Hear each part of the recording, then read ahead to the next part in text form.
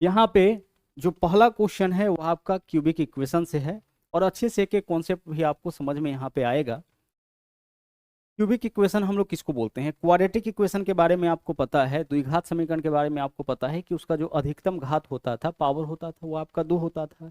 यहाँ पे जब हम बात करेंगे क्यूबिक इक्वेशन का, त्रिघात समीकरण का, तो यहाँ अधिकतम पावर क्या मिलेगा? 3 मिलेगा। अब पावर 3 है, इसका मतलब है कि इस इक्वेशन में जो है x का कुल मिलाकर के 3 मान संभव है। 3 ऐसे वैल्यू संभव है जो आपका इस इक्वेशन को सेटिस्फाई करेगा, यानी x के स्थान पर उसको रखने पर इसको 0 बना देगा। तो जैसे द्विघात समीकरण में हम लोग ऐसे वैल्यू को अल्फा और बीटा से डिनोट करते थे, ठीक उसी तरह से यहाँ पे जो x का 3 वैल्यू हमें मिलेगा उसको हम लोग डिनोट करेंगे अल्फा से, पहले को, दूसरा को बीटा से और तीसरे को हम लोग यहाँ पे डिनोट करेंगे गामा से। तो अल्फा बीटा और गामा कुछ नहीं है, x का वह वैल्यू है जो आपका इस इक्वेशन को सेटिस्फाई करता है। कहने का मतलब है कि अल्फा बीटा और गामा जो है इस इस क्यूबिक इक्वेशन का क्या है? आपका रूट्स हो गया। तो इसको हम लोग बोल देते हैं रूट्स। ठीक है, आगे चलिए।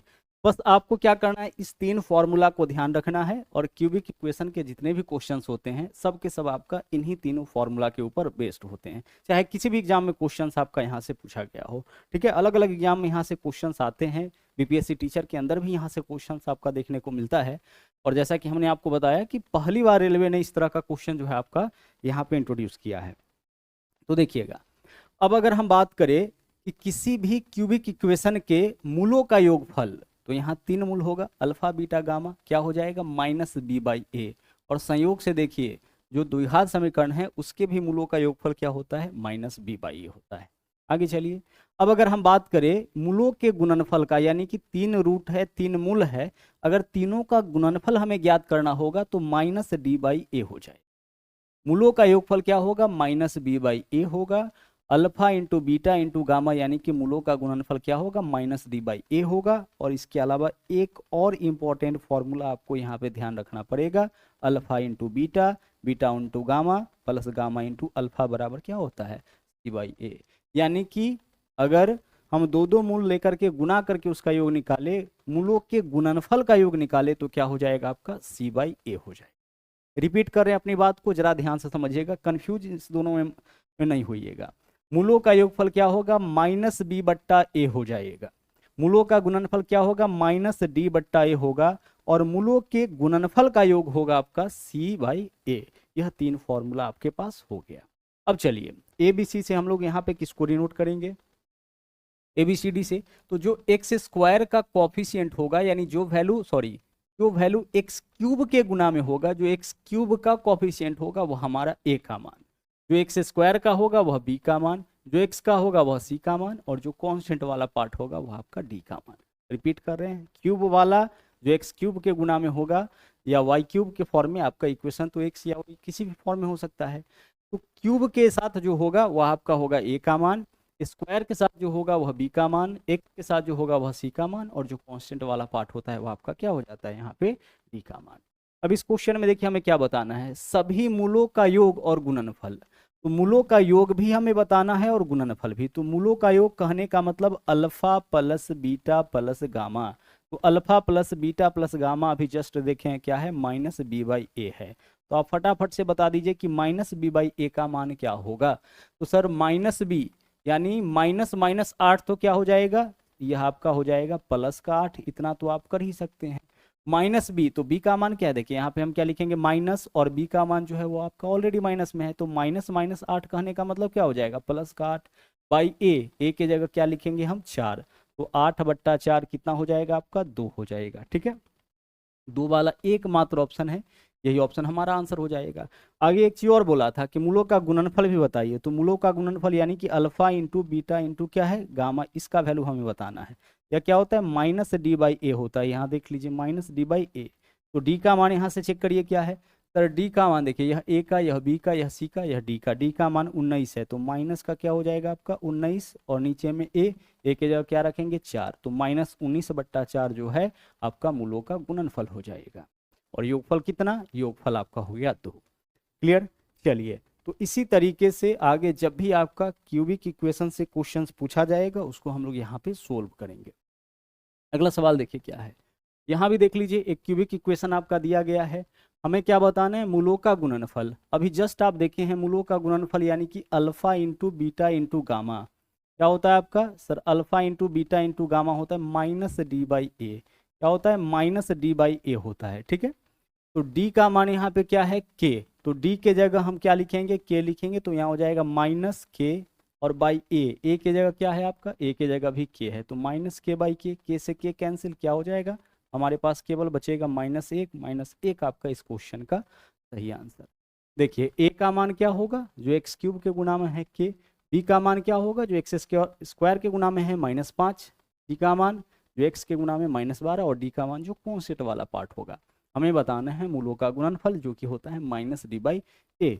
बस 3 फॉर्मूला है जिसको आपको यहाँ पे क्या करना है, ध्यान रखना है।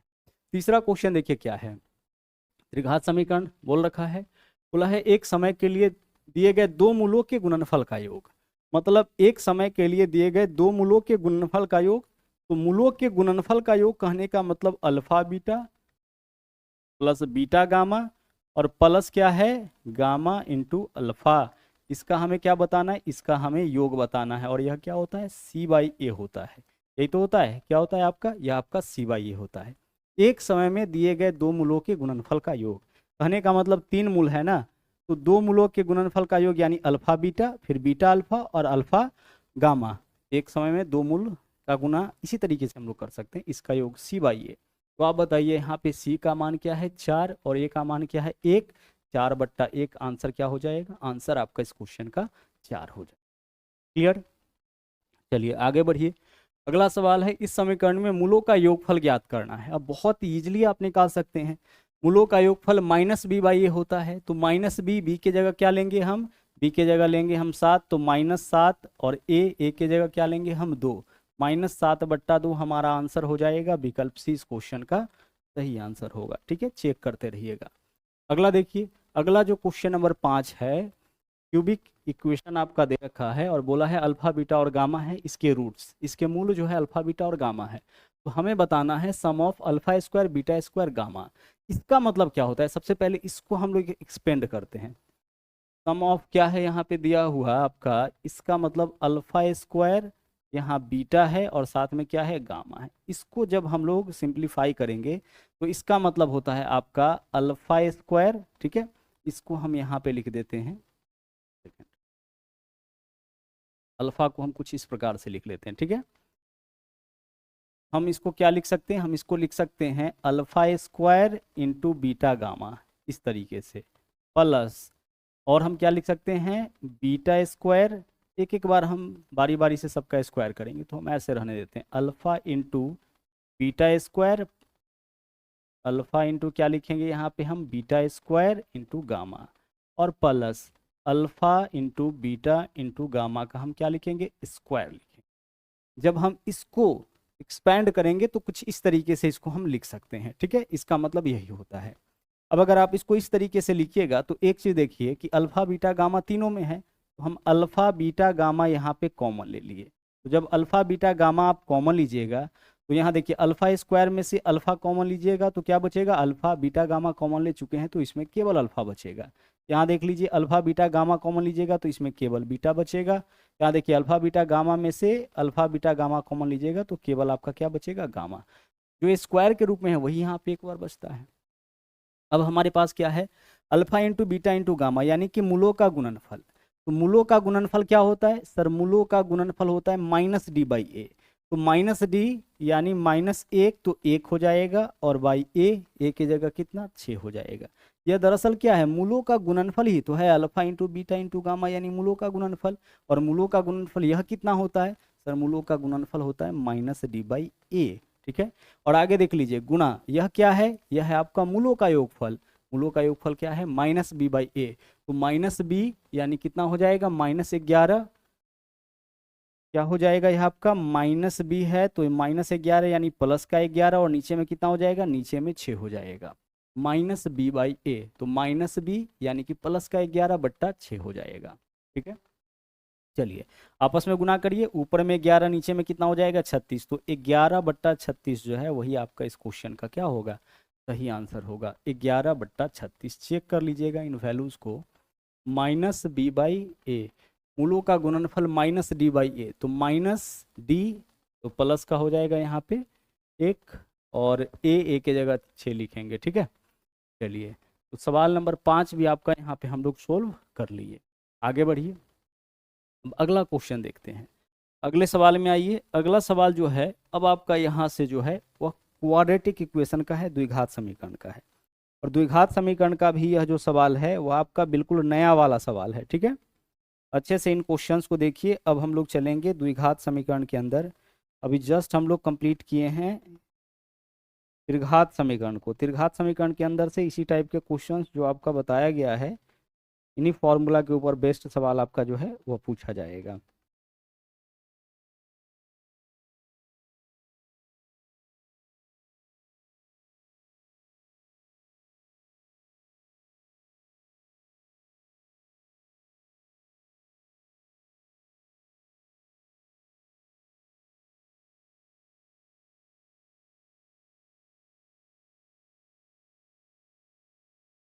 चलिए, अब यहाँ देखिए क्या है क्वेश्चन। बोला है के किस मान के लिए द्विघात समीकरण पहला है और यह आपका दूसरा है, इसके दोनों मूल सार्व होंगे यानी कि कॉमन होंगे। कहना यह चाह रहा है कि अगर हम इस इक्वेशन को सोल्व करेंगे तो इसका 2 वैल्यू निकल के आएगा, ठीक है। इसको सोल्व करेंगे तो इसका 2 वैल्यू निकल के आएगा। अब यह बोल रहा है कि इसका जो दोनों वैल्यू है एक्स का, वह इसके बराबर कब आएगा, दोनों मूल सार्व कब होगा। तो दोनों मूल सार्व होने का मतलब है कि जब दोनों इक्वेशन हमारा सेम होगा। अब दोनों इक्वेशन सेम कहने का मतलब देखिएगा यहाँ पे 2x² हमारा पहला इक्वेशन है। क्या है हमारा पहला इक्वेशन है हमारा 2x² माइनस 5x, समझिएगा इस क्वेश्चन को भी, प्लस 3 = 0, यह एक इक्वेशन है। अब इसको जरा ध्यान से समझिएगा। अगर हम इसके प्रत्येक पद में 2 से गुना कर दे तो क्या हो जाएगा, 2 दूना 4x² माइनस 10x प्लस 6 = क्या होगा 0। क्या इस दोनों इक्वेशन में कोई अंतर है? आप बोलोगे कि सर अंतर तो हमें दिख रहा है, यहाँ 2 है, यहाँ 4 है, यहाँ 5 है, यहाँ 10 है, यहाँ 3 है, यहाँ पे 6 है। बिल्कुल अंतर नहीं है। अंतर क्यों नहीं है? जब आप इसमें से 2 कॉमन लीजिएगा, 2 फिर से कॉमन लेके देखिए तो यहाँ क्या बचेगा आपका 2x² हो जाएगा, माइनस क्या है, माइनस का 10x था, अब कितना हो जाएगा, यह आपका 5x हो जाएगा, और प्लस यह 6 था, कितना हो जाएगा 3 = क्या होगा 0। अब 2 कॉमन लिए है, गुना में इधर आएगा तो भाग में, तो 2 किसके भाग में जाएगा, 0 के भाग में, और 0 में 2 से भाग करेंगे कितना हो जाएगा 0 हो जाएगा। तो कहने का यह मतलब है कि अगर कोई 2 इक्वेशन का मूल कॉमन है, इसका मतलब दोनों इक्वेशन सेम ही होगा। वह क्या हो सकता है, वह आपका पहले इक्वेशन का के गुना हो सकता है ना। के गुना कहने का मतलब 2 गुना हो सकता है, 3 गुना हो सकता है, 4 गुना हो सकता है, बस यही हमें पहचानना है कि कितना गुना है। दूसरी बात ध्यान से समझिएगा, 2 इक्वेशन का दोनों मूल कॉमन, दोनों रूट्स कॉमन तब होगा, यानी दोनों वैल्यू कॉमन तब होगा जब एक दूसरे का के गुना होगा। दूसरी बात कि अगर 2 इक्वेशन हमारा सेम है, इसका मतलब यह है कि अगर हम इसके मूलों का योगफल निकाले या फिर इसके मूलों का योगफल निकाले, दोनों सेम आएगा। या फिर हम इसके मूलों का गुणनफल निकाले और इसके मूलों का गुणनफल निकाले, दोनों सेम आएगा। जैसे देख लीजिए, मूलों का योगफल क्या होता है, -b/a, तो 5/2 होगा इस इक्वेशन का मूलों का योगफल, -b/a तो माइनस 5/2, ठीक है। और इसमें देख लीजिए मूलों का योगफल -b/a तो -10 यानी कि प्लस का 10/4, यह भी कितना हो गया, यह भी आपका 5/2 हो गया। तो अगर 2 इक्वेशन के दोनों मूल कॉमन है तो पहली चीज कि दोनों इक्वेशन आपका सेम होगा, एक दूसरे का के गुना होगा। दूसरा बात कि दोनों के मूलों का योगफल और गुणनफल भी आपस में बराबर होगा। ये मूलों का योगफल और गुणनफल क्यों बराबर होगा, क्योंकि दोनों इक्वेशन आपका सेम ही है। तो यहाँ पे बस हमें यह पहचानना होता है कि कितना गुना है। तो एक इक्वेशन हमारा यह हो गया। अब दूसरा इक्वेशन जो है वह क्या है सर, दूसरा इक्वेशन यहाँ पे है 4x², ठीक है। इसके अलावा क्या है, -k+1 प्लस 6 = कितना है, = यहाँ पे 0 है। अब हमें सिर्फ यह पहचानना है कि कौन सा इक्वेशन किसका के गुना है। तो देखिए इसमें देख लीजिए, ए का वैल्यू क्या है 2, यहाँ पे क्या है 4 है। इससे एक चीज क्लियर हो गया कि पहले इक्वेशन का 2 गुना दूसरा इक्वेशन का हर एक टर्म होगा। पहले इक्वेशन का 2 गुना दूसरे इक्वेशन का हर एक टर्म होगा। किसी एक टर्म से हम पहचाने, देखिए यहाँ 2 है, यहाँ 4 है, यहाँ 3 है, यहाँ पे क्या है 6 है।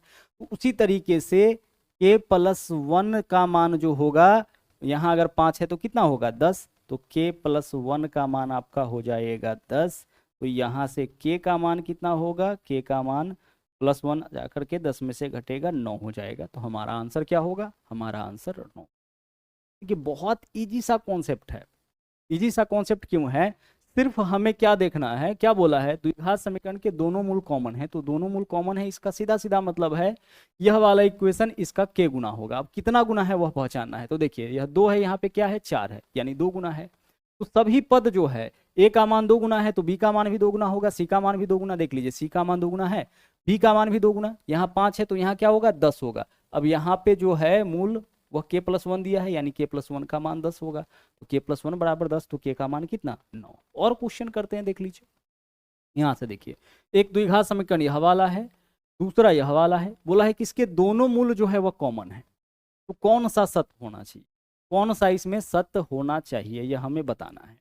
तो दोनों सेम है, इसका मतलब कि एक्स क्यूब प्लस यहाँ स्क्वायर होगा, X square plus 3x plus 2 का गुणज X square plus B X plus C को होना चाहिए। इसका मतलब तो यही होगा, क्या होना चाहिए, इसका गुणज होना चाहिए। कहने का मतलब इसका के गुना इसको होना चाहिए, ठीक है। गुणज होने का मतलब है कि इसके गुना में यह वैल्यू, यह इक्वेशन आपका आना चाहिए। चलिए आगे बढ़ते हैं। अच्छा एक चीज और जान लीजिए कि पहला इक्वेशन में ए बी सी तीनों का मान आपका पता है, तो इसका जो रेशियो होगा वह भी आपका इक्वल होगा। ए बी सी, ए का मान यहाँ देखिए एक्स स्क्वायर के गुना में क्या है, कुछ नहीं है, मतलब ए, तो ए का मान 1 हो जाएगा। एक्स के गुना में कुछ नहीं है, मतलब क्या है 3, तो 3 हो जाएगा। एक्स के गुना में 3 है तो 3 होगा, और कांस्टेंट वाला पार्ट 2 है तो 2 होगा, यानी ए बी सी का मान 1 3 2 के अनुपात में होगा। अगर दो इक्वेशन कॉमन है तो दोनों इक्वेशन में ए बी सी का मान जो है आपका क्या होगा, इसी अनुपात में होगा, 1:3:2 के अनुपात में होगा, ठीक है। चलिए आगे बढ़ते हैं और क्वेश्चंस यहाँ पे देखते हैं। यहाँ देखिए बोला यह है कि यह वाला इक्वेशन जो है इस दोनों का दोनों मूल सार्व है, यानी दोनों मूल कॉमन है, तो बी और सी का मान बताइए। तो कंपेयर करिए, यहाँ देखिए ए का मान यहाँ 4 है, यहाँ ए का मान क्या है 8 है, यानी कि 2 गुना है। इसका मतलब प्रत्येक मान 2 गुना होगा। बी का मान यहाँ बी है, यहाँ पे क्या है 4 है, तो यह भी क्या होगा 8। तो बी का मान यहाँ पे देख लीजिए, यह क्या होगा आपका, यह आपका ध्यान से समझिएगा, यहाँ 4 है, यह 8 है, यानी यह वाला 2 गुना है इसका। यहाँ 3 है, यहाँ पे क्या होगा 6 होगा, तो सी का मान हमारा 6 हो जाएगा। सी का मान कितना होगा, सी का मान 6 होगा। आइए बी का मान देखते हैं कि बी का मान क्या होगा। तो यह इक्वेशन इसका 2 गुना है ना, तो यहाँ 4 है तो बी का मान क्या होगा, बी का मान हमारा 2 होगा। बी का मान 2 होगा, तभी तो 2 का डबल क्या होता है 4 होता है। प्रत्येक मान डबल हो जाएगा ना, ए का भी मान डबल, बी का भी मान डबल, सी का भी मान डबल। तीनों में से हम देख लेंगे कि कोई एक मान ए बी सी, कोई एक मान दिख रहा है। ए का मान यहाँ 4 है, यहाँ ए का मान 8 है, पकड़ में आ गया कि यह वाला जो इक्वेशन है इसका 2 गुना है। तो यहाँ देख लीजिए इसका 2 गुना मान यहाँ पे होगा, तो बी की जगह ऐसा कौन सा मान ले कि 2 गुना करने पर 4 आ जाएगा, तो 2 लेना पड़ेगा। चलिए यहाँ पे देखिए सी का मान 3 है, तो 2 गुना यहाँ पे होगा इस इक्वेशन में, तो सी का मान कितना हो जाएगा आपका 6 हो जाएगा। तो आंसर 2 और 6, 2 और 6 वाला ऑप्शन कौन सा है, ऑप्शन नंबर सी। आगे चलिए अगला सवाल देखिए, यहाँ देखिए क्या बोला है, यदि द्विघात समीकरण 2x² plus kx plus 8 is equal to 0 और 3x square plus 4x plus 12 is equal to 0 के दोनों मूल सार्व है, दोनों मूल कॉमन है, तो k का मान बताइए। एक चीज बताइए, यहाँ a का मान क्या है 2 और यहाँ क्या है 3, यहाँ c का मान 8 है, यहाँ c का मान क्या है 12। तो 2 से 3 कैसे आएगा, 2 में हम कितना से गुना कर ले, यहाँ पे समझिएगा 2 में हम कितना से गुना कर ले, ठीक है। कोई एक वैल्यू मान लेते हैं कि 2 में हम m से गुना करें कि कितना आ जाए 3 आ जाए। हमें क्या बताना है यहाँ पे कि 2 में कितना से गुना करें कि 3 आ जाए, तो m का वैल्यू यहाँ से बता दीजिए 3/2, यानी 2 में आप 3/2 से गुना करिएगा ना, 2 में कितना से 3/2 से गुना करिएगा तो आपका क्या आ जाएगा 3 आ जाएगा।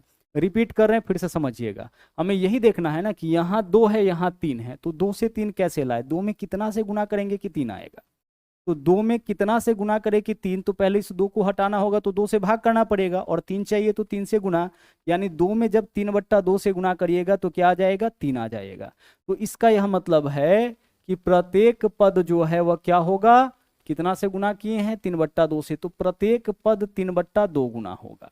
देखिए 2 का 3/2 करिए 3 आ जाएगा, यहाँ देखिए k का 3/2 करिए 4 आ जाएगा, देख लीजिए k का यहाँ पे 3/2, यहाँ जो भी है उसका 3/2, अगला इक्वेशन में वही वैल्यू होगा 4। यहाँ से के का मान बताइए, क्रॉस मल्टीप्लाई तो 2 चौके 8, नीचे में कितना हो जाएगा, नीचे में 3, 8/3 आपके क्वेश्चन का आंसर। सबसे आसान तरीका आपका इस क्वेश्चन को सोल्व करने का यही है। ठीक है, आगे चलिए।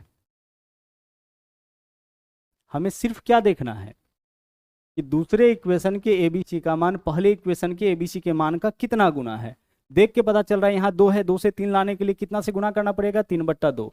तो ए का मान भी इसके ए के मान का 3/2 गुना होगा, है ना। इसके ए का मान इसके ए के मान का 3/2 गुना, इसके बी का मान इसके बी के मान का 3/2 गुना, इसका सी का मान इसके सी के मान का 3/2 गुना। 8 में 3/2 से गुना करके देख लीजिए कितना आ जाएगा, 12। आगे बढ़िए, सवाल नंबर 10 पे आइए। यहाँ बोला है दो द्विघात समीकरण है, दोनों के मूल कॉमन है, के का मान बताइए क्या होगा। अब फटाफट से बता दीजिए। यहाँ देखिए, यह 2 है, यहाँ पे के है, यहाँ 8 है, यहाँ पे 4 है, यानी इस बार क्या हो रहा है, इसका मान जो है वो आधा हो रहा है। तो आधा हो रहा है तो बताइए कि अगर ए का मान यहाँ 2 है, यहाँ भी देख लीजिए सी का मान यहाँ 6 है, यहाँ पे क्या है 3 है, आधा हो रहा है। तो ए का मान 2 है तो इसमें ए का मान आधा, यानी क्या होना चाहिए 1, तो के का मान क्या हो जाएगा 1 हो जाएगा। बी से भी पकड़िए, यहाँ देख लीजिए 8 है तो यहाँ पे क्या होगा, यहाँ पे आपका 8 होना चाहिए, तो के जगह 4 होना चाहिए, तो के जगह क्या रखेंगे कि इस पूरे का वैल्यू 4 आ जाए, तो के जगह 1 रखिएगा तभी तो 4 एकम 4 होगा, तो के का मान यहाँ पे आपका 1 हो जाएगा। आगे बढ़िए, फिर से वही क्वेश्चन है, निम्न में से कौन सा विकल्प सही नहीं है, यह हमें बताना है। अब एक चीज समझिएगा, यहाँ पे इस तरीके से क्वेश्चन आपका सोल्व नहीं होगा। यहाँ पे हम एबीसी का मान निकाल लेंगे अलग अलग। एबीसी का जो मान होगा वो किस अनुपात में होगा, तो देखिए पहले इक्वेशन में ए का मान कितना है, x² के गुना में कुछ नहीं है मतलब 1, x के गुना में क्या है आपका 3, और जो कांस्टेंट वाला पार्ट है वह क्या है आपका 2 है। तो इसी अनुपात में आपका दोनों इक्वेशन में एबीसी का मान होगा। हाँ, हो सकता है कि ए का मान अगले में 2 गुना, बी का मान 2 गुना, सी का मान 2 गुना हो जाए, ए का मान 3 गुना, बी का मान 3 गुना, सी का मान 3 गुना हो जाए, लेकिन रेशियो आपका यही रहेगा। एबीसी का मान इसी अनुपात में आपका बढ़ेगा या इसी अनुपात में घटेगा। ठीक है, अब हमें यहाँ पे यह बताना है कि उस कंडीशन में निम्न में से कौन सा विकल्प सही नहीं है। कौन सा विकल्प सही नहीं है यह हमें बताना है। तो चेक करिए विकल्प ए, 4a, तो a के जगह 1, तो 4 में 1 से गुना करेंगे, इधर वैल्यू हो जाएगा 4, बराबर 2c, तो c के जगह 2 है तो 2 दूना क्या हो जाएगा 4, 2b, तो 2 तिया कितना हो जाएगा 6, 6 4 10, बराबर 4 नहीं होगा, यही आपका सही नहीं है, यही हमारा आंसर हो जाएगा। बाकी सब सही है। यहाँ देखिए a minus B plus C बराबर 0, तो a plus C minus B, A में सी जोड़ेंगे तो 1 और 2 3, 3 में से 3 माइनस करेंगे 0 आ जाएगा। a प्लस सी बराबर बी, देख लीजिए यहाँ पे a प्लस सी बराबर बी हो रहा है, तो बाकी सभी आपका सही हो रहा है। गलत कौन सा है, विकल्प ए गलत है, तो हमारा आंसर क्या हो जाएगा, विकल्प ए। बोला इसके दोनों मूल कॉमन है, तो मूल कॉमन होने का सीधा सीधा मतलब है कि दोनों इक्वेशन आपका सेम ही है। दोनों इक्वेशन सेम होने कहने का मतलब है कि इस इक्वेशन के एबीसी के मान का के गुना इसका मान होगा, मतलब इसमें एबीसी का मान जिस अनुपात में है अगला में भी एबीसी का मान उसी अनुपात में होगा, उसी रेशियो में होगा, चाहे 2 गुना हो, 3 गुना हो, 4 गुना हो, लेकिन अनुपात आपका क्या रहना है, यही रहना है। आगे चलिए, अगला देख लीजिए, द्विघात समीकरण दिया है, इसका विविधकर ज्ञात कीजिए और इसके मूलों की प्रकृति बताइए। अब आइए ध्यान से समझते हैं कि किसी भी द्विघात समीकरण का विविधकर यानी डी का मान हम लोग कैसे निकालते हैं। तो सर डी का मान निकालना बहुत ईजी है, डी बराबर होता है b² माइनस 4ac। क्या होता है, b² माइनस 4ac, यही तो होता है। और डी के मान से नेचर आपका पता चलता है इसका। जैसे मान लीजिए कि डी का मान क्या क्या हो सकता है, डी का मान या तो 0 के बराबर हो सकता है, 3 ही तो कंडीशन हो सकता है। डी का मान क्या हो सकता है, या तो 0 के बराबर हो जाए, या डी का मान बड़ा हो सकता है 0 से, या फिर डी का मान क्या हो सकता है, छोटा हो सकता है आपका 0 से। यही 3 कंडीशन है। तो डी का मान अगर 0 के बराबर होगा उस केस में क्या होगा आपका, उस केस में जो है मूल इसका जो निकलेगा यानी अल्फा और बीटा का जो मान निकलेगा वह आपका इक्वल आ जाएगा। कहने का मतलब जो मान अल्फा का होगा वही आपका बीटा का हो जाएगा। कब, जब डी का मान 0 के बराबर आ जाए। जब डी का मान 0 से बड़ा होगा तो अल्फा और बीटा का मान क्या होगा, अलग अलग आएगा, अल्फा और बीटा का मान डिफरेंट डिफरेंट आएगा। और जब डी का मान छोटा होगा 0 से, उस केस में जो है इसका कोई सॉल्यूशन नहीं निकलेगा, यानी कि यह क्या हो जाएगा आपका, इसके सॉल्यूशंस जो होंगे वह आपके सोल्यूशन इसका आपका नहीं निकल पाएगा। ठीक है, डी का मान अगर 0 के बराबर, इसका मतलब है कि अल्फा और बीटा दोनों का वैल्यू इक्वल होगा, बड़ा होगा 0 से, यानी अल्फा और बीटा का मान अलग अलग होगा, और छोटा होगा 0। डी का मान 0 से छोटा करने का मतलब कि कोई भी नेगेटिव नंबर अगर आ जाए, डी का मान जो विविधकर है, अगर कोई नेगेटिव नंबर आ जाए उस केस में क्या होगा, मूल इसका जो होगा वह काल्पनिक हो जाएगा। ठीक है, चलिए, तो डी का मान क्या होता है, बी स्क्वायर माइनस 4ac। तो बी स्क्वायर, तो बी के जगह -4, तो -4 का भी स्क्वायर करिएगा तो +16 हो जाएगा, और -4ac, तो -4 गुने a गुने c, तो 4 गुने 3 गुने 2, तो 4 तिया 12 दूना कितना हो जाएगा 24। तो 16 में से 24 घटाइए कितना आया -8, तो डी का मान -8। -8 आपका दो ऑप्शन में है। अच्छा, डी का मान नेगेटिव आया तो आप बताइए किसका मूल क्या हो जाएगा, काल्पनिक हो जाएगा। तो डी का मान -8 और मूल क्या होगा, मूल इसका जो है वो आपका काल्पनिक हो जाएगा। ठीक है, आगे चलिए, यहाँ फिर से वही चीज बताना है, डी का मान बताना है, साथ ही मूल आपको बताना है। तो डी का मान क्या होता है, बी स्क्वायर, तो -2 का स्क्वायर करेंगे कितना होगा 4, -4ac, 4ac, तो 4 गुने 1 गुने 13 कितना होगा आपका 52, तो 4 - 52 कितना होगा -48, -48 आपका डी का मान होगा। ठीक है, एकमात्र ऑप्शन है, और साथ ही साथ कोई वास्तविक मूल नहीं होगा, यानी कि काल्पनिक मूल होगा इसका। वास्तविक और काल्पनिक समझते हैं ना, रूट के भीतर अगर कोई ऐसा नंबर आ जाए जो नेगेटिव चिन्ह के साथ है, तो इसी को हम लोग बोलते हैं सम्मिश्र संख्या भी बोलते हैं, या फिर काल्पनिक संख्या इसको हम लोग बोलते हैं। ठीक है, इसके अलावा जितना भी नंबर आपका बचता है सब वास्तविक संख्या होता है। रूट के भीतर नेगेटिव चिन्ह के साथ अगर कोई नंबर आता है तो वही क्या कहलाता है, काल्पनिक संख्या कहलाता है, या वास्तविक नहीं होता है। तो यही बोला, डी का मान -48 होगा, और साथ ही साथ कोई वास्तविक मूल नहीं होगा, यानी क्या हो जाएगा, काल्पनिक हो जाएगा। यहाँ देखिए, इसके विविधकर 9 के बराबर है, तो के का मान विविधकर कैसे निकालते हैं, यहाँ इस इक्वेशन का बी स्क्वायर, तो बी के जगह 3, 3 का स्क्वायर 9, -4ac, तो 4 गुने ए के जगह 1, सी के जगह के 4k, यही तो होता है, बी स्क्वायर -4ac। इसका मान कितना दिया इस क्वेश्चन में, आपका 9 दिया है। 9 इधर आके 9 में से घटेगा 0, 0 बराबर क्या होगा 4k, यहाँ से k का मान क्या हो जाएगा, k का मान आपका यहाँ से 0 हो जाएगा, 4k बराबर 0, यानी k का मान 4 गुना में इधर आएगा तो भाग में k का मान आपका यहाँ पे कितना होगा 0 हो जाएगा। ABC किसको बोलते हैं, जो एक्स स्क्वायर के गुना में होगा चिन्ह के साथ वह a, जो x के गुना में होगा b, जो कॉन्स्टेंट पार्ट होगा वो आपका c। विविधकर निकालने का मतलब होता है बी स्क्वायर -4ac। अगला सवाल देखिए, यहाँ देखिए, यदि किसी द्विघात समीकरण का विविधकर ऋणात्मक है, तो ऋणात्मक है, अगर डी का मान नेगेटिव है तो वास्तविक तो नहीं हो सकता है। ठीक है, वास्तविक तो हो ही नहीं सकता है, सिर्फ और सिर्फ क्या होगा, सिर्फ और सिर्फ आपका यहाँ पे सम्मिश्र संयुग्म यानी कि काल्पनिक हो जाएगा। क्या होगा आपका, काल्पनिक हो जाएगा। आगे बढ़िए, इसके मूलों की प्रकृति ज्ञात कीजिए। मूलों की प्रकृति किस बात पर निर्भर करता है, डी के मान पर, और डी क्या होता है बी स्क्वायर -4ac। डी का मान निकालिए, क्या होगा बी स्क्वायर, तो बी के जगह आपका 1 है, तो 1 का स्क्वायर कितना होता है 1, और -4ac, तो 4 गुने 2 गुने 3, 4 दूना 8 तिरिक 24, कितना है यहाँ पे 24, 1 -24 यानी कि -23 आया, माइनस आया आपका डी का मान, यानी क्या हो जाएगा, काल्पनिक हो जाएगा। काल्पनिक यानी कि विकल्प डी, अधिकल्पित यानी इमेजिनरी रूट्स इसका आपका हो जाएगा। अगला सवाल देखिए, इसके मूलों की प्रकृति का निर्धारण करिए। मूलों की प्रकृति किससे पता चलता है, डी से। डी का मान निकालिए, क्या होगा बी स्क्वायर, बी के जगह कितना है 2, 2 का स्क्वायर कितना हो जाएगा 4, और -4ac, तो 4 गुने 3 गुने 5, तो 4 तिया 12 पंचे कितना 60, 4 में से 60 घटाइएगा माइनस का 56 आया। एक बार फिर से डी का मान नेगेटिव यानी कि क्या होगा, काल्पनिक मूल इसका हो जाएगा। क्लियर, आगे चलिए, अगला सवाल देखिए क्या है।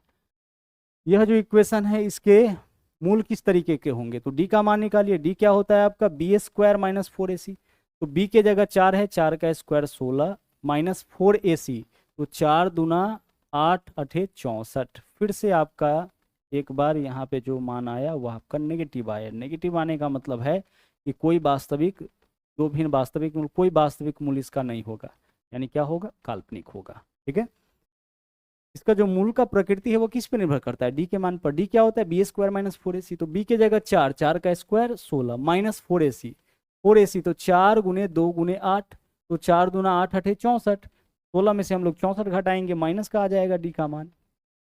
यहाँ देखिए बोला है कि द्विघात समीकरण का वास्तविक मूल समान है। मूल समान कब होता है, सर मूल समान तभी होता है, आप देखे होंगे, मूल समान होता है जब डी बराबर क्या होता है, जीरो। डी बराबर जीरो कहने का मतलब, डी बराबर जीरो कहने का मतलब बी स्क्वायर माइनस फोर ए सी बराबर जीरो। डी जीरो यानी बी स्क्वायर माइनस फोर ए सी बराबर जीरो। इसी बात को हम कह सकते हैं कि बी स्क्वायर बराबर कितना, बी स्क्वायर बराबर फोर ए सी। तो जब भी बोला जाए, ठीक है, जब भी बोला जाए कि मूल समान है, यानी अल्फा और बीटा का मूल समान कहने का मतलब क्या होता है, अल्फा और बीटा का मान दोनों इक्वल आना। अल्फा और बीटा का मान क्या आना, इक्वल आना। तो अल्फा और बीटा का मान इक्वल कब आएगा, जब डी बराबर जीरो होगा। दो अलग अलग मूल कब आएगा, जब डी का मान बड़ा होगा जीरो से। और कोई मूल कब नहीं निकलता है, काल्पनिक कब निकलता है, जब डी का मान छोटा होता है जीरो से। तीन ही तो कंडीशन है। तो डी का मतलब बी स्क्वायर माइनस फोर ए सी बराबर जीरो। अब बी स्क्वायर माइनस फोर ए सी बराबर, तो माइनस का फोर ए सी इस तरफ ला सकते हैं ना, बिल्कुल ला सकते हैं। तो बी स्क्वायर बराबर फोर ए सी। तो जब भी मूल समान बोले समझ जाइए बी स्क्वायर बराबर फोर ए सी। तो इस इक्वेशन में बताइए बी स्क्वायर, तो बी की जगह खुद बी ही है, तो बी स्क्वायर में यहाँ बी स्क्वायर ही रह जाएगा, बराबर फोर ए सी। तो चार गुने सोलह, तो चार चौके 16 गुने 16 कितना हो जाएगा आपका, 256 हो जाएगा। यह किसका मान है, फोर ए सी। चार गुने ए के जगह चार और सी के जगह 16, 16 चौके 64 गुने चार 256। तो बी स्क्वायर का मान 256 है, तो बी का मान कितना हो जाएगा, रूट अंडर 256, और रूट 256 का मतलब होता है प्लस माइनस का 16। ऐसा कौन सा नंबर है जिसका स्क्वायर करेंगे 256 आएगा, प्लस 16 का भी माइनस 16 का भी। अगर हम आपसे कहे बी स्क्वायर का मान 36 है, तो ऐसा मान बताइए, बी का मान क्या रखें, तो माइनस 6 का भी स्क्वायर करेंगे प्लस का 36, 6 का भी स्क्वायर करेंगे प्लस का 36, यानी माइनस 6 प्लस 6। तो उसी तरह से बी का मान यहाँ पे क्या हो जाएगा, प्लस माइनस 16। एक प्लस है एक माइनस है, हमारा आंसर विकल्प सी हो जाएगा। प्लस माइनस क्या होगा, प्लस माइनस 16। ठीक है, आगे चलिए, यहाँ देख लीजिए, यह जो इक्वेशन है के किस मान के लिए, समीकरण का मूल समान। तो इस समीकरण का मूल समान है, इसका मतलब बी स्क्वायर बराबर क्या होगा, बी स्क्वायर बराबर फोर ए सी होगा। तो बी के जगह बताइए क्या है, -4, तो -4 का स्क्वायर प्लस का 16 होगा, बराबर फोर ए सी। तो 4 गुने ए के जगह 7 और सी के जगह के, तो 4 सत्ते 28 के हो जाएगा, यही तो होगा। यहाँ से के का मान बताइए 16, 28 इधर गुना में इधर आएगा तो भाग में, यही किसका मान हो जाएगा, के का। 4 से काटिए, 4 चौके 16, 4 सत्ते 28, के का मान 4 बट्टा यहाँ पे 7 हो जाएगा। विकल्प बी आपका इस क्वेश्चन का राइट आंसर। फिर से देख लीजिए, वास्तविक एवं बराबर है। वास्तविक एवं बराबर कब होता है, जब बी स्क्वायर बराबर आपका फोर ए सी हो जाए। बी स्क्वायर माइनस फोर ए सी बराबर जीरो, यानी बी स्क्वायर बराबर फोर ए सी। जब भी वास्तविक, जब भी बोले कि मूल बराबर है, तो समझ जाइए बी स्क्वायर बराबर फोर ए सी। तो यहाँ बी का मान बताइए, -4 का स्क्वायर करेंगे प्लस का 16 बराबर फोर ए सी। तो 4 गुने ए के जगह के और सी के जगह 1, तो 4 के हो जाएगा।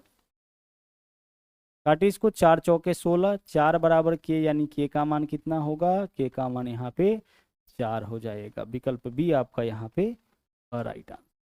अगला देख लीजिए, यहाँ भी मूल वास्तविक है। मूल वास्तविक है यानी कि बी स्क्वायर बराबर क्या होगा, बी स्क्वायर बराबर फोर ए सी हो जाएगा। तो बी का मान बताइए क्या है, यहाँ पे -8 है, तो -8 का स्क्वायर प्लस का 64 बराबर फोर ए सी। तो 4 गुने 2 गुने के, तो 4 दूना 8 के हो जाएगा। ठीक, यह क्या है, फोर ए सी। 4 गुने ए गुने सी, तो 4 गुने 2 गुने सी के जगह के है, तो 4 दूना 8 के हो जाएगा। 8 से काटिए 64 को कितना बार में, 8 बार में, तो 8 किसका मान हो गया, के का। हमें किसका मान चाहिए, के स्क्वायर माइनस 5 का। तो इसलिए के स्क्वायर माइनस 5 का मान 8 का स्क्वायर माइनस 5 होगा। तो 8 का स्क्वायर 64 माइनस 5 कितना हो जाएगा आपका, 59। आंसर इस क्वेश्चन का विकल्प सी हो जाएगा। ठीक है, चलिए आगे बढ़ते हैं। द्विघात समीकरण, इसके मूलों की प्रकृति क्या होगी। मूलों की प्रकृति किससे पता चलता है, डी से। और डी क्या होता है, बी स्क्वायर माइनस फोर ए सी। तो निकालिए बी स्क्वायर, तो -5 का स्क्वायर कितना हो जाएगा, 25, और -4 ए सी, तो 4 गुने 3 गुने 2, तो 4 तिया 12 दूना कितना हो गया, 24। यह मान किसका है, डी का मान है। डी का मान बी स्क्वायर माइनस फोर ए सी कितना आया, 1 आया। डी का जो मान है क्या 0 के बराबर है, नहीं। 0 के बराबर होता तो समान मूल होता, 0 से छोटा होता तो फिर इसका मूल क्या हो जाता, सम्मिश्र मूल हो जाता, यानी कॉम्प्लेक्स नंबर आ जाता, इमेजनरी आ जाता। लेकिन डी का मान अगर 0 से बड़ा होगा, इसका मतलब दो भिन्न वास्तविक मूल आएगा। क्या होगा? दो भिन्न वास्तविक मूल आएगा। कितने सॉल्यूशन निकल के आएंगे? दो सॉल्यूशन, दो अलग अलग, यानी अल्फा और बीटा का मान अलग अलग निकल के आएगा। आगे बढ़िए, तीन ही कंडीशन है, बस उसको ध्यान रखना है। बोला के का वह मान ज्ञात कीजिए जिसके लिए समीकरण इसका मूल बराबर, मूल बराबर कहने का मतलब बी स्क्वायर बराबर 4ac, यहाँ से के का मान आसानी से निकल जाएगा। बोला के का वह मान ज्ञात कीजिए जिसके लिए समीकरण का मूल बराबर हो, मूल बराबर यानी बी स्क्वायर बराबर 4ac, इसके मूल ज्ञात कीजिए। अब आइए यहाँ पे जो क्वेश्चन है इसका हमें क्या ज्ञात करना है? मूल ज्ञात करना है। मूल ज्ञात करने का दो तरीका है। एक तो आपका जो ट्रिक है जो हम आपको पहले बता चुके हैं। ट्रिक के अंदर क्या करना है कि बी के मान को हमें चेक करना होता है। किसके मान को चेक करना होता है? बी का मान। बी का मान चेक करना होता है कि पॉजिटिव है कि नेगेटिव। बी का मान या तो पॉजिटिव हो सकता है या नेगेटिव। तो अगर बी का मान पॉजिटिव होता है उस केस में बी और सी दोनों का साइन हम लोग चेंज कर देते, और बी का मान अगर नेगेटिव होता है तो केवल बी का साइन चेंज करते हैं, सी का साइन हमारा वैसे ही का वैसे रहता है। यह ट्रिक है आपका किसी भी इक्वेशन को सोल्व करने का। रिपीट कर रहे हैं, समझिए। हम क्या करेंगे? बी के मान को चेक करेंगे, बी का मान अगर पॉजिटिव होगा तो बी और सी दोनों के साइन को चेंज करते हैं, और बी अगर नेगेटिव होता है तो केवल बी का साइन चेंज करते हैं। तो यहाँ देखिए बी क्या है? नेगेटिव है, तो केवल बी का साइन चेंज करिए, तो माइनस में है बी तो प्लस में हो जाएगा, और सी यहाँ पे जिस फॉर्म में है उसी फॉर्म में रहेगा। क्लियर? अब हमें क्या करना है? इस दोनों नंबर को आपस में गुणा करना है, ए के मान को और सी के मान को। गुणा करिए, 7 या 21। अब 21 को ऐसे दो भागों में तोड़िए कि जोड़ने पर 10 आ जाए।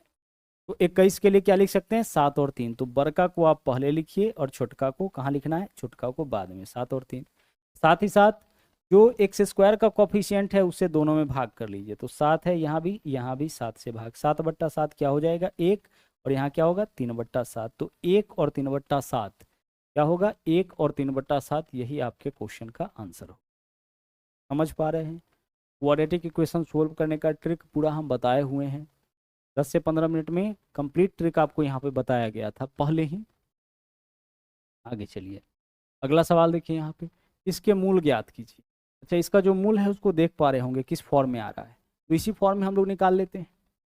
तो इस फॉर्म में अगर निकालना होगा तो हमें पता है कि जब भी x का मान निकालना होता है तो x का मान निकालने का फॉर्मूला है माइनस का b plus minus root under, यहाँ पे क्या लिखते हैं? बी स्क्वायर माइनस 4ac, और साथ में क्या आता है? साथ में आता है 2a। x का मान निकालने का यह फॉर्मूला होता है। ध्यान से समझिएगा तो आपको इतना कैलकुलेशन नहीं करना पड़ेगा। आइए सबसे पहले माइनस b करिए। तो b का मान माइनस का 7 है, तो माइनस माइनस 7 यानी कि प्लस 7 आ जाएगा। b का मान क्या होगा? प्लस का 7 होगा। फिर यहाँ पे क्या लिखेंगे हम? प्लस माइनस रूट अंडर क्या लिखेंगे? B square minus 4ac। तो बी स्क्वायर यानी कि -7 का स्क्वायर कितना हो जाएगा? -7 का स्क्वायर प्लस का 49 होगा, माइनस 4ac। तो 4 गुने 3 गुने 1, 4 तिया 12, यहाँ पे कितना हो गया? 12। 49 में से 12 अगर हम घटा लेते हैं तो सीधे यहाँ लिख सकते हैं 37। ठीक है, यह वैल्यू किसका है? बी स्क्वायर माइनस 4ac का, बट्टा 2a। तो 2 तिया कितना? 6 हो गया। तो x का मान एक तो हमारा होगा 7 प्लस रूट 37/6, और 7 माइनस रूट 37/6। तो 7 प्लस रूट 37/6 और 7 माइनस रूट 37/6, यही हमारा आंसर होगा। ठीक है, यह एक्स्ट्रा आपका टाइप हो गया है, आंसर हमारा यही होगा। आसानी से आप इसको यहाँ पे निकाल सकते हैं। अगला देख लीजिए, फिर वही चीज़ है, जो सॉल्यूशन है आपका इसी फॉर्म में है। तो हम क्या करेंगे? x का मान कैसे निकालेंगे? सर x बराबर होता है माइनस का b, तो माइनस माइनस 9 क्या हो जाएगा? प्लस का 9, और plus minus root under B square minus 4ac। तो बी स्क्वायर यानी b के जगह 9, तो 9 का स्क्वायर 81, b के जगह -9 है, -9 का b स्क्वायर करेंगे, प्लस का 81 आएगा, माइनस 4ac। तो 4 गुने 9 गुने 1, तो 4 नमा 36 हो जाएगा, यानी 81 माइनस 36 क्या आ जाएगा? 45। तो यहाँ 45 आ गया, और साथ में नीचे में कितना? 2a। तो 2 नमा कितना? 18। तो हमारा आंसर एक तो होगा 9 प्लस रूट 45/18, और 9 minus root 45/18। 9 plus root 45/18, 9 minus root 45/18, easily pick कर सकते हैं। आगे चलिए, यहाँ देखिए, इसके मूल ज्ञात कीजिए। यहाँ पे हमें क्या करना है, इसके मूल को ज्ञात करना है। तो एक बात किसी भी इक्वेशन के साथ होता है, क्वाड्रेटिक इक्वेशन के साथ इक्वेशन बनता कैसे है, तो सबसे पहले एक्स स्क्वायर रहता है माइनस यहाँ रहता है मूलों का योगफल, क्या रहता है, मूलों का योगफल इंटू एक्स, और प्लस क्या होता है, मूलों का गुणनफल। जो भी द्विघात समीकरण बनता है वो आपका कुछ इसी प्रकार से बनता है, एक्स स्क्वायर माइनस मूलों का योगफल इंटू एक्स प्लस मूलों का गुणनफल बराबर 0। अब यहाँ जो आपका वैल्यू होगा, ध्यान से समझिएगा, इसको भी हम उसी फॉर्म में लिख लेते हैं। तो सबसे पहले हम लिखेंगे एक्स स्क्वायर। अच्छा यहाँ देखिए, यहाँ अगर माइनस लिख दिए तो अंदर वाला दोनों क्या हो जाएगा आपका, दोनों माइनस होगा, तो -2a -3, तभी तो आपका माइनस माइनस प्लस 2a + 3। इसको हम इस तरीके से लिख सकते हैं, इस फॉर्म में हम रिप्रेजेंट करना चाह रहे हैं, इंटू एक्स, और आगे देख लीजिए प्लस, यहाँ पे हमारे पास क्या है, प्लस a² + 3a है, इसको आप छोड़ दीजिए, जैसे है वैसे ही छोड़ दीजिए, a² प्लस क्या है, a² + 3a है, बराबर क्या है, जी। अब इसी से पकड़िए, ये आपका क्या होगा, x² माइनस की जगह माइनस है, मूलों का योगफल, यह क्या है आपका, मूलों का योगफल, तो -2a -3, ऐसा दो नंबर यहाँ पे खोजिए, x का ऐसा दो मान खोजिए जिसको जोड़ने पर -2a -3 आए। तो अगर हम यहाँ देखिए कॉमा है, इसमें इसको जोड़ेंगे तो 2a और a क्या हो जाएगा, 3a हो जाएगा, यह हमारा आंसर नहीं होगा। यहाँ देखिए a में a + 3 जोड़ेंगे तो 2a + 3 होगा, यह भी आंसर नहीं होगा। अगर a में a + 3 जोड़ेंगे तो 2a + 3 होगा, यह भी हमारा आंसर नहीं होगा। अगर -a में -a जोड़ेंगे तो -2a होगा और -3 होगा, यानी डी आंसर हो जाए। ठीक है, हमारा आंसर यहाँ से इजीली पिक हो गया, कितना, विकल्प डी। देखिएगा क्वेश्चन नंबर 30 यहाँ पे क्या है, क्वेश्चन नंबर 30 है आपका x⁴ -4 -10 × x⁻² + 9 = 0 के मूल ज्ञात करें। यानी यहाँ पे जो आपका इक्वेशन दे रखा है, इसके रूट्स को हमें यहाँ पे पता लगाना है। तो कैसे इसके रूट्स को निकालेंगे, समझिएगा। हम सबसे पहले क्या करेंगे कि यह जो इक्वेशन हमारा दिया गया है, इसको हम बदलेंगे द्विघात समीकरण में। अभी तो द्विघात समीकरण नहीं है, द्विघात समीकरण का मैक्सिमम पावर क्या होता है, 2 होता है, यहाँ पे आपका 4 है। तो हम इसको पहले द्विघात समीकरण में बदलेंगे और उसके बाद फिर से इसका हम लोग रूट्स निकालेंगे। कैसे होगा समझिएगा, यहाँ क्या है, x⁻⁻4 है और आगे क्या है, x⁻2 है। तो x⁻2 बराबर, यहाँ पे हम लोग कोई एक दूसरा वेरिएबल ले लेते हैं। क्या ले सकते हैं, कुछ भी आप ले लीजिए। तो x⁻2 बराबर हम यहाँ पे मान लिए p, यानी जहाँ भी x⁻2 होगा वहाँ पे हम क्या लिखेंगे, p लिखेंगे।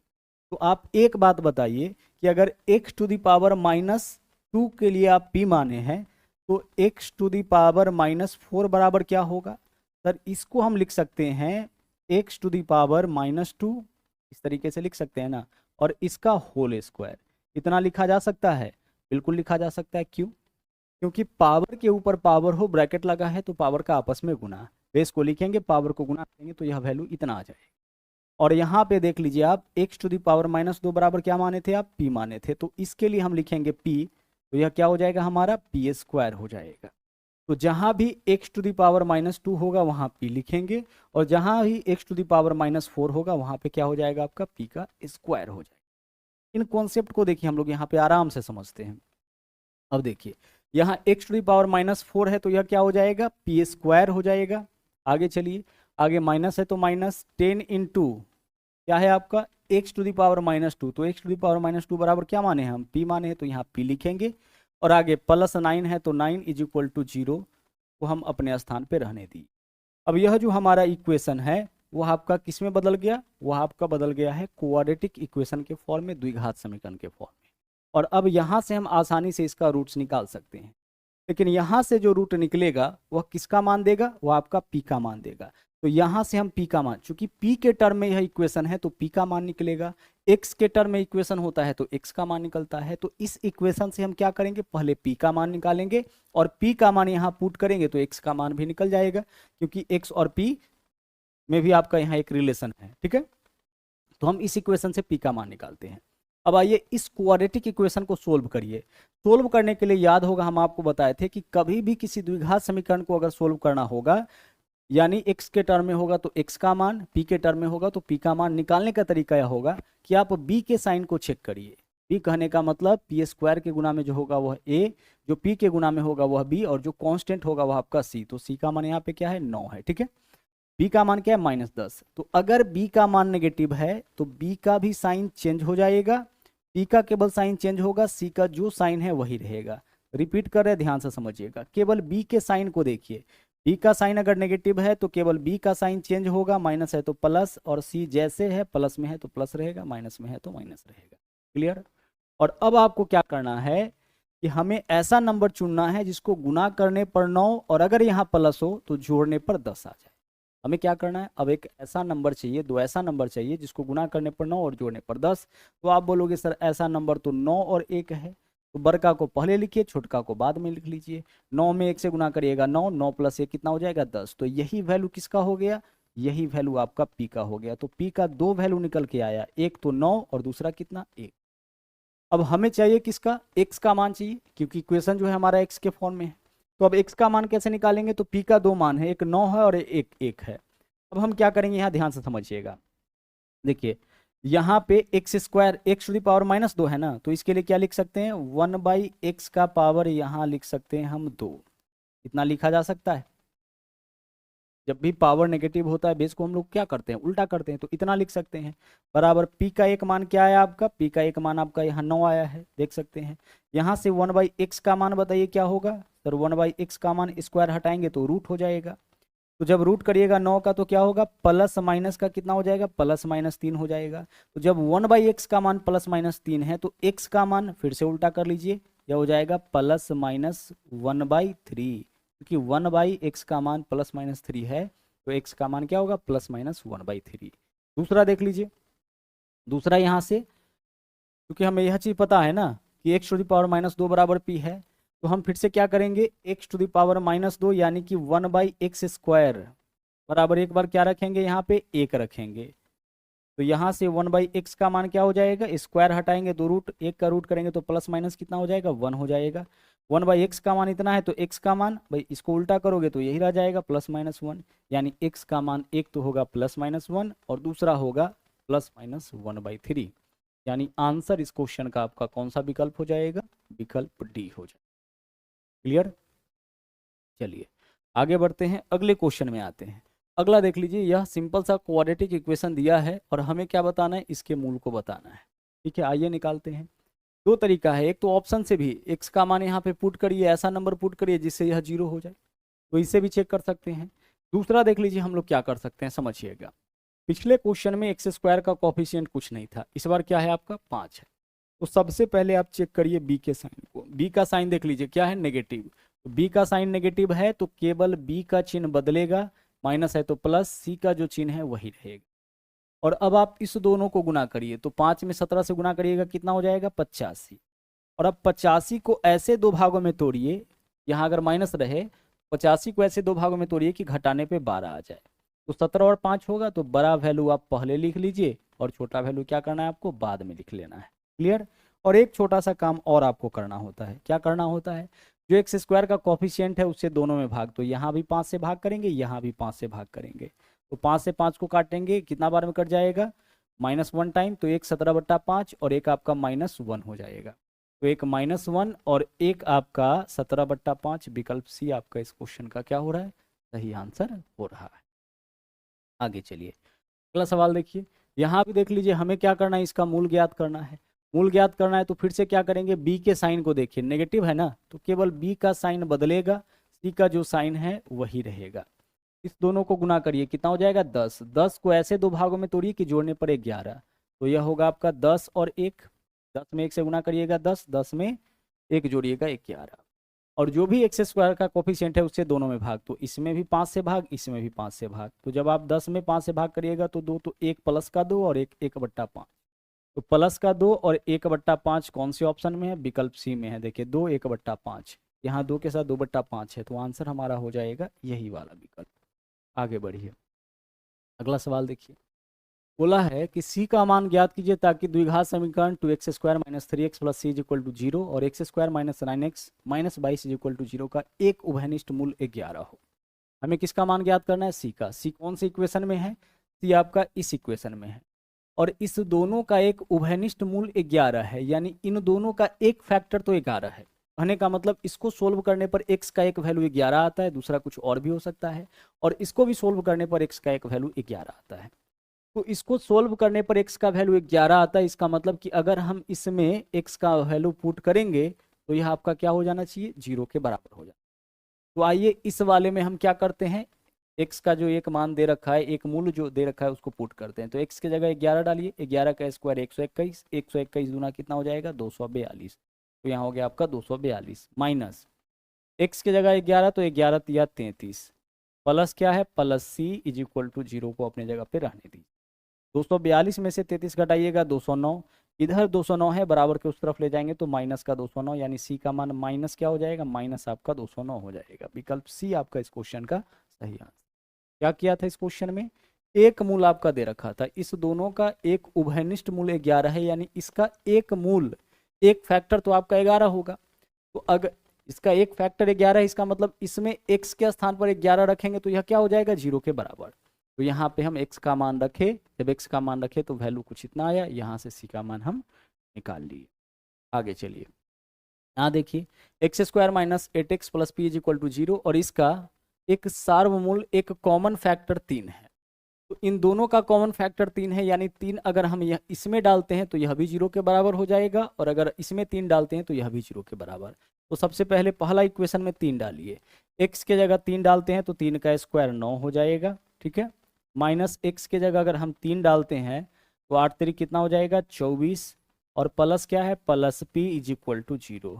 यहाँ से आप बताइए p का मान क्या हो जाएगा, 9 माइनस 24 क्या होगा -15, -15 बराबर के उस तरफ आएगा प्लस का 15, तो p का मान प्लस का 15 आ गया। अब दूसरे इक्वेशन में हम यहाँ पे देख लीजिए, जो कॉमन फैक्टर है, जो कॉमन रूट है उसको रखेंगे, क्योंकि दोनों का आपका कॉमन फैक्टर आपका 3 है, यानी इसको भी सोल्व करने पर x का एक वैल्यू 3 आता है, और इसको भी सोल्व करने पर x का एक वैल्यू 3 आता है। तो x के जगह 3 रखिए, तो 3 का स्क्वायर कितना होगा, यह भी आपका पहला 9 होगा, प्लस 4x, तो 4 तिया कितना हो जाएगा 12, और प्लस क्या है प्लस यहाँ पे q है इज इक्वल टू 0 हो जाएगा। यहाँ से q का मान बता दीजिए क्या होगा, 12 9 21, यहाँ देखिए बराबर के बाईं ओर प्लस 21 है, दाईं ओर आएगा -21, तो q का मान -21 आ गया। हमें क्या बताना है p प्लस q का मान, तो जब p और q पता है तो p प्लस q कर लीजिए, p के जगह 15 प्लस q के जगह माइनस का 21, 15 में से 21 घटाएंगे, प्लस माइनस माइनस होगा ना, 15 में से 21 घटाएंगे क्या हो जाएगा माइनस का 6 हो जाएगा। आंसर हमारा यहाँ पे विकल्प बी हो गया। क्लियर, चलिए आगे बढ़ते हैं। अगला सवाल देखिए क्या है, यहाँ बोला है यदि द्विघात समीकरण के मूलों का योगफल और गुणनफल इतना और इतना है तो समीकरण बनाइए। तो समीकरण कैसे बनाते हैं, समीकरण बनाने के लिए हम सबसे पहले लिखते हैं एक्स स्क्वायर माइनस, फिर क्या लिखते हैं मूलों का योगफल, तो मूल अल्फा और बीटा से डिनोट करते हैं, तो अल्फा प्लस बीटा लिखते हैं, और इनटू इसके गुना में रहता है एक्स, और प्लस क्या लिखते हैं प्लस लिखते हैं मूलों का गुणनफल। ऐसे ही तो हम लोग इक्वेशन बनाते हैं इज इक्वल टू 0, यानी सबसे पहले एक्स स्क्वायर माइनस मूलों का योगफल गुना एक्स। तो देखिए एक्स स्क्वायर माइनस, तो एक्स स्क्वायर के बाद यहाँ प्लस है यहाँ प्लस है, यह दोनों तो हमारा आंसर नहीं होगा। एक्स स्क्वायर माइनस मूलों का योगफल 4 माइनस √3 है, यहाँ 4 प्लस √3 कर दिया, यह भी नहीं होगा। एक्स स्क्वायर माइनस मूलों का योगफल इंटू एक्स माइनस मूलों का गुणनफल, तो यहाँ भी गड़बड़ी है क्या, एक्स स्क्वायर, एक सेकेंड हो गया, एक्स स्क्वायर माइनस मूलों का योगफल, तो 4 प्लस 3√2, मूलों का योगफल आपका कितना है क्या, आपके कौन से ऑप्शन में, एक्स स्क्वायर माइनस, यहाँ पे आपका होना चाहिए 4 प्लस के जगह क्या होना चाहिए 4 माइनस होना चाहिए, 4 माइनस 3√2 इंटू एक्स प्लस 28, विकल्प सी आपका आंसर तभी होगा। क्लियर, एक्स स्क्वायर माइनस मूलों का योगफल, तो मूलों का योगफल यही है ना, तो इसमें हम गुना करेंगे कितना से 4 माइनस 3 गुना एक्स, और प्लस क्या लिखेंगे हम मूलों का गुणनफल, तो मूलों का गुणनफल क्या है 28, तो विकल्प सी आपका यहाँ पे सही आंसर हो जाएगा। देख लीजिएगा कुछ एरर था जिसको सुधार दिए। अगला, इस अगले क्वेश्चन में देखिए अल्फा और बीटा समीकरण x square minus 6x minus 5 बराबर 0 के मूल है, तो 3 अल्फा और 3 बीटा मूल वाला समीकरण बताइए। अब इसका मतलब क्या है कि अल्फा और बीटा पहले से मूल है, तो मूलों का योगफल क्या होगा अल्फा प्लस बीटा होगा। अब अगर अल्फा और बीटा दोनों को तिगुना कर दिया जाएगा हम अल्फा को भी तिगुना कर देते हैं, बीटा को भी तिगुना कर देते हैं, तो अब जो हमारा इक्वेशन का मूल होगा वह 3 अल्फा और 3 बीटा होगा। तो मूलों का योगफल 3 अल्फा प्लस 3 बीटा, 3 कॉमन लीजिए तो क्या हो जाएगा, अल्फा प्लस बीटा। यानी आप देख पा रहे हैं कि अगर अल्फा और बीटा दोनों को तिगुना किया जाए तो मूलों का योगफल तिगुना हो जाएगा। ठीक है, बस यही देखना है हमें। क्या किया गया है, अल्फा को भी तिगुना और बीटा को भी तिगुना किया गया है। तो जब अल्फा और बीटा दोनों को हम तिगुना करेंगे तो पहले मूलों का योग अल्फा प्लस बीटा था, अब 3 अल्फा प्लस 3 बीटा हो जाएगा, 3 कॉमन लेंगे तो 3 इंटू अल्फा प्लस बीटा, यानी मूलों का योगफल क्या हो रहा है, तिगुना हो रहा है। और मूलों का गुणनफल देख लीजिए, पहले मूलों का गुणनफल अगर अल्फा इंटू बीटा था, तो अब अगर हम दोनों मूल को तिगुना कर रहे हैं तो 3 अल्फा 3 बीटा हो जाएगा। अब मूलों का गुणनफल देख लीजिए क्या होगा, 3 तिया 9, 9 इंटू अल्फा बीटा होगा। यानी मूलों का गुणनफल अगर हम दोनों मूल को तिगुना करते हैं तो मूलों का गुणनफल 9 गुना होगा, जबकि योगफल आपका 3 गुना।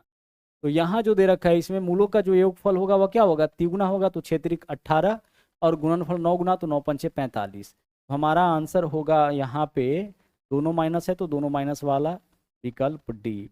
देखिए X square minus 6x minus 5, तो एक्स स्क्वायर माइनस वाला ही हमारा आंसर होगा जिसमें दोनों जगह माइनस होगा। तो प्लस वाला तो पहले इसको हटा दीजिए क्योंकि आप मूल को केवल तिगुना कर रहे हैं। आगे देख लीजिए, मूल को तिगुना कर रहे हैं तो मूलों का योगफल क्या होगा, 6 गुना, गुणनफल आपका 9 गुना। यहाँ पे देख लीजिए योगफल आपका तिगुना, यहाँ योगफल होता है ना और यहाँ पे क्या रहता है, गुणनफल रहता है। ठीक है, इस तरीके से आप अपना यहाँ पे आंसर निकाल सकते हैं।